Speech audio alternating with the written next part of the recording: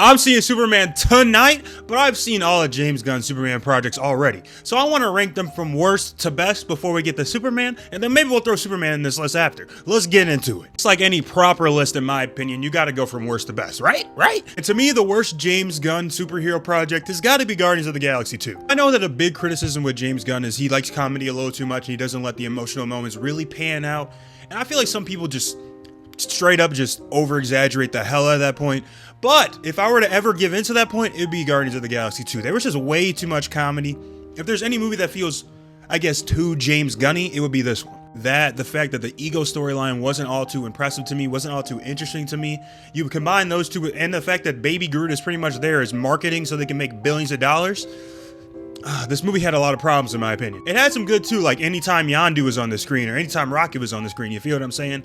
But I just think the bad slightly outweighs the good in this movie. It's not terrible though. At number 4, I got Peacemaker, which I can't lie, feels criminally low for a show this good. This was, and honestly is, one of my favorite DC projects to ever release. John Cena as Peacemaker was a match made in heaven. I never thought that I liked this character as much as I do. But I mean, I'm a big John Cena guy, so I guess it kind of makes sense. So not even just John Cena, John back here, Vigilante, all these characters were hilarious. They all had some meaning to them. The story had so much heart. You learned so much about all these characters and their backstories, and we're getting a second season, man. I can't wait for it. 4 is the ranking for this, but like I said before, this feels criminally low. This the top 3 are that good. Speaking of the top 3, let's get straight into it.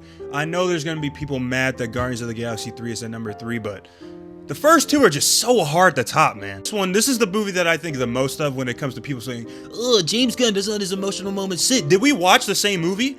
This movie has so many goddamn emotional moments that hit. It made me cry like 4 times.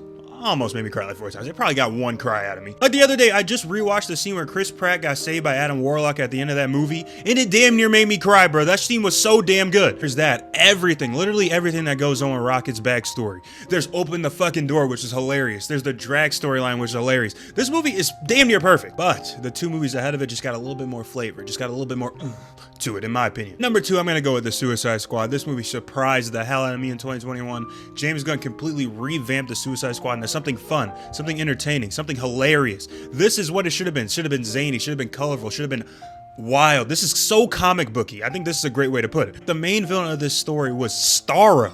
Will we ever see something that comic booky again? Maybe in the DCU, because from what people are saying about Superman, it's pretty comic booky, but damn, bro, I don't know if it gets more comic booky than Starro. Not even to mention, bro, I really think you could argue this is James Gunn's funniest movie. Like, this movie had so many hilarious moments. The one I think of always was when Bloodsport and Peacemaker were going through that camp, showing off, murdering the people. That shit was insane.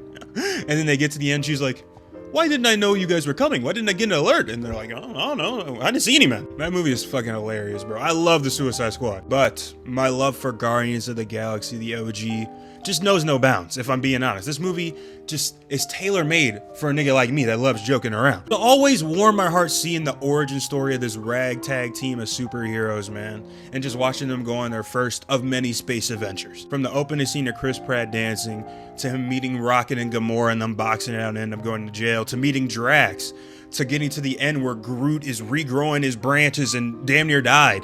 There's so much to love about this movie, except the villain, because the villain's forgettable, but we don't care about the villain. We care about the Guardians. At the end of the day, that's what James Gunn is the best at. Creating a story around these characters, especially in team natures, you feel what I'm saying, that we've never really heard of, that are small characters, and making us go, huh, those are actually pretty fucking cool characters. And I feel like we're gonna get the same thing with Superman. I haven't seen it yet, but in a couple hours, man, I can't fucking wait. But yeah, man, that's gonna be my ranking of James Gunn's superhero films from worst to best. Let me know what y'all think in the comments down below, man, because you know we gotta talk about it. Simple.